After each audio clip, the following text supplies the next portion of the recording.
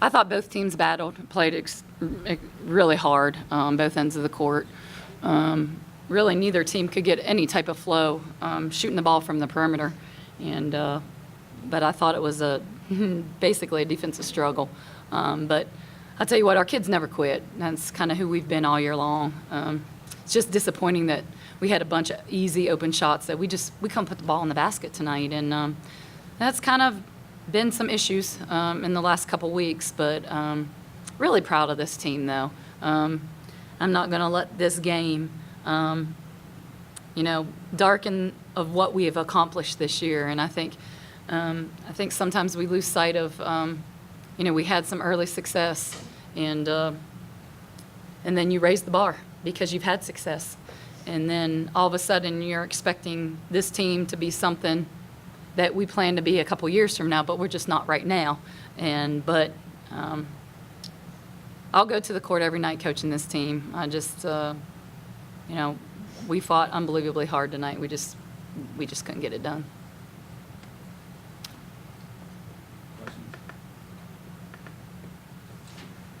Reese was talking about trying to make something happen offensively. You were taking a lot of threes early. Was that kind of the plan? No, not at all. When we were in the locker room at halftime, we were getting on them pretty much the entire time about shot selection, and you probably would see it in our timeouts constantly. We were a little bit undisciplined to start the game, taking quick threes by everybody early in the shot clock. 22 seconds or above, taking a shot that we could get any time within the shot clock, and especially when she was 6 for 6, we couldn't get her enough touches in the first half, and we kept talking about that in the locker room. But then also some of our good shooters got open shots and we didn't make them, and I have confidence that they can make them, but tonight for whatever reason we just couldn't throw the ball in the ocean all the way down to the end. I thought Emma got a pretty clean look for that scenario, but we had plenty of opportunities down the stretch. We went up 3, and I don't think we scored again after we went up 3. But to answer your question, no, that was not the game plan. And I was on them hard at halftime because nearly half of our shots were threes, and that's not who we are. What I was telling them is we're going to shoot ourselves out of the game if we don't start getting the ball on the inside. What did you tell Ansley and the commission specifically when they back off of them? We talked to them about just stepping in. If they're backing up, just step in to the mid-range or cut to the basket or dribble into your shot in the mid-range. And I thought early on, at the beginning of the game, we were doing a good job of that. And we had some opportunities, and we miscued on a couple passes, I think, to them just a little too high in order to be able to gather and lay it in. But, that was a little bit of a struggle, but not near as much tonight. We found a way to exist through that. Of them backing off those 2 girls, we found a way to still get shots that we wanted. Brittany, how difficult was it as the game went on and they started really doubling down and tripling down on you to get the ball or try to even get open? It's a challenge for sure, but the guards really did a great job of, like Coach Tiber said, taking that one step in or pass faking to get me the ball in. It's a challenge. It's just hard work, and I think for the most part we did a good job overcoming it tonight. It's been no different than for her. It's been hard the second half of the season, and tonight was no different.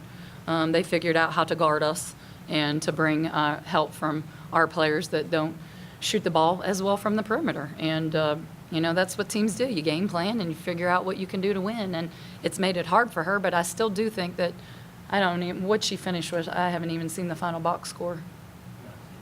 I mean, she scores 19 points most nights that we're in a position to win the game. So we were able to get her the ball.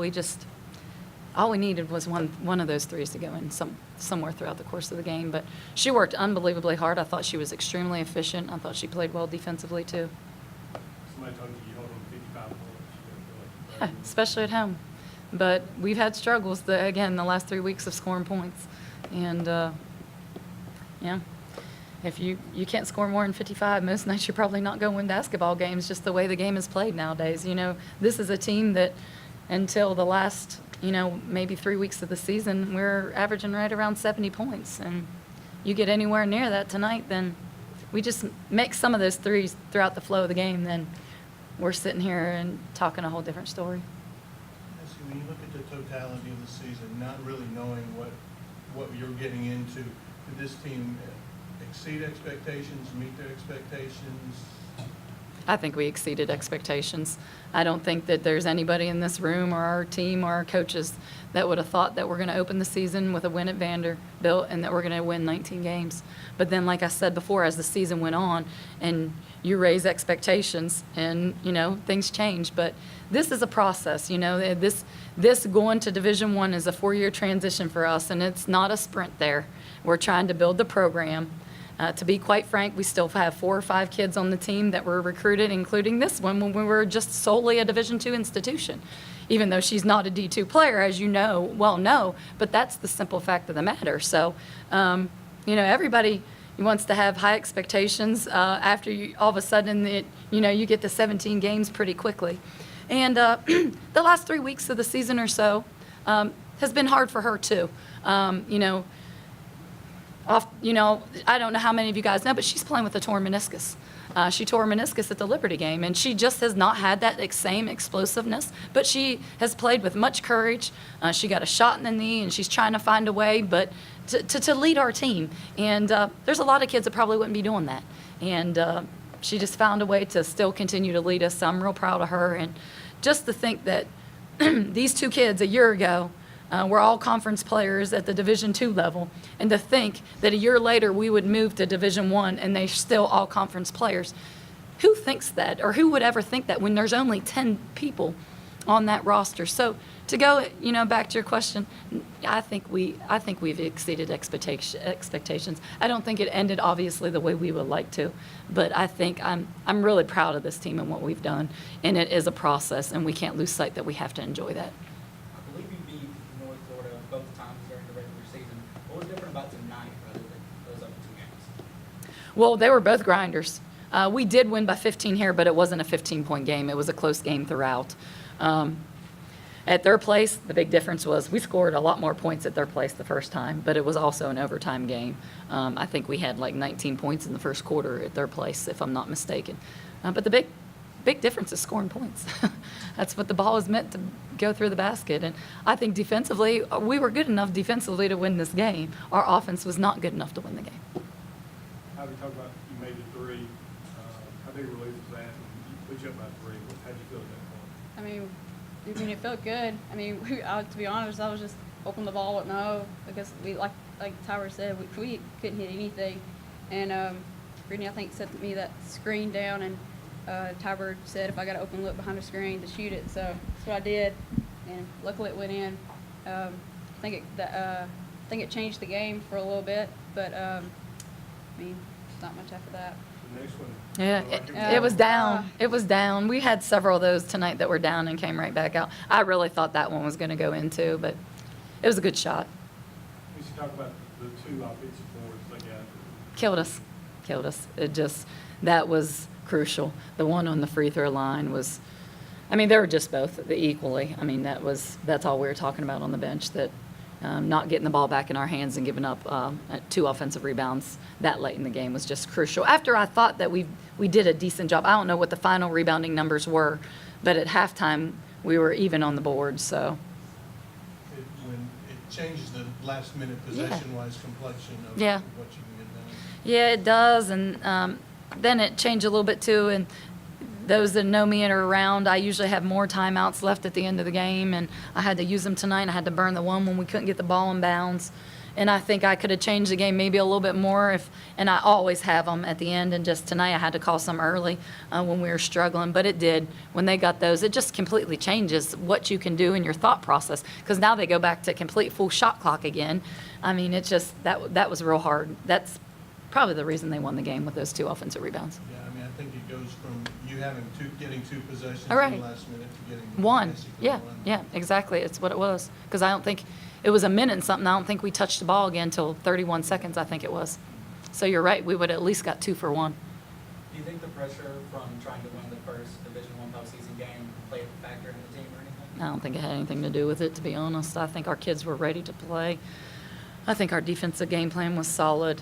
I thought we were a little bit undisciplined in our shot selection early, but I don't think that had anything to do with the pressure of winning the game. I mean, I thought we were pretty even keel throughout the course of the game and just, chipped away. There was a couple times that we got down 8 in the second quarter, and then I think again in the third or the beginning of the fourth, and we battled our way back. So even to take the lead. So no, I don't think.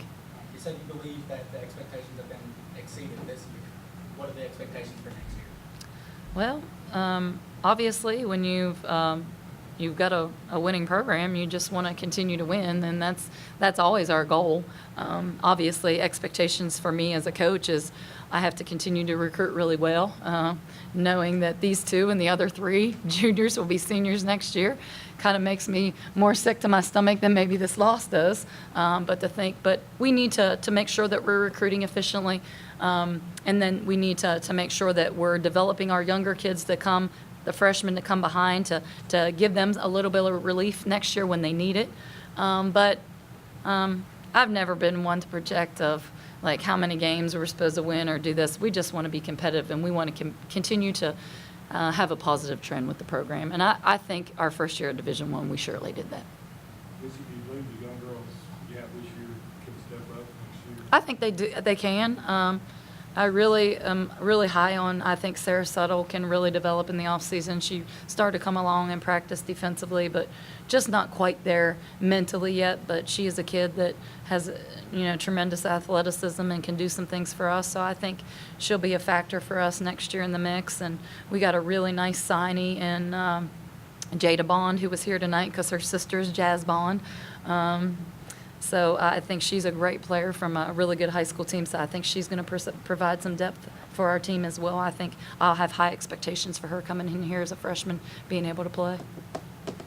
I mean, Brittany, both talk about the block shot there at the end. How hard is it to take the ball in on that with her length? Well, I'm 5'7", and she's 6'3", so, I mean, clearly she has a height advantage, but probably, I don't know how to answer that question. We need to give you a lot of problems with the wing.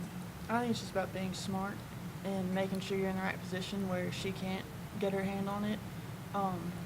The last block shot, I think I could have done better and at least pump faked her because she's going to want to block the shot as tall as she is, and I'm pretty sure has some of the most in the conference, so I should have known that going in and done a fake. But I thought she was very efficient throughout the course of the game on her. I mean, she was 8 of 10. She had 3 blocks. Brittany had 4 blocks. I thought Brittany did I thought we did as a team an excellent job on her in the second half. We were really talking about on the first half if we were going to have to double her on the block and stuff. But I think when she scored 1 point in the second half, we really shut her down because she had 12 points at half. So we did a good job on her there.